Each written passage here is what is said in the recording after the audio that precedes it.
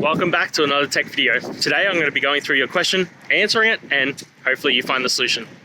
Now, don't forget to stay just a little bit crazy like me, and you'll hopefully get to the resolution. Now, let's continue on to the video.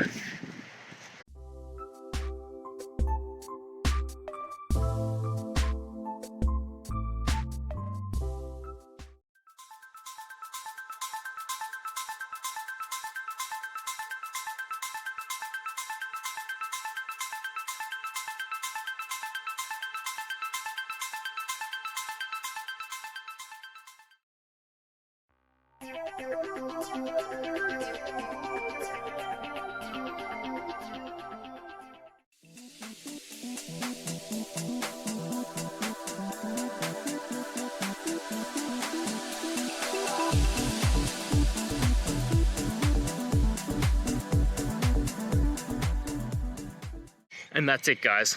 I hope that video helped find the resolution you're looking for. If it did, please, I'd appreciate it if you could hit subscribe.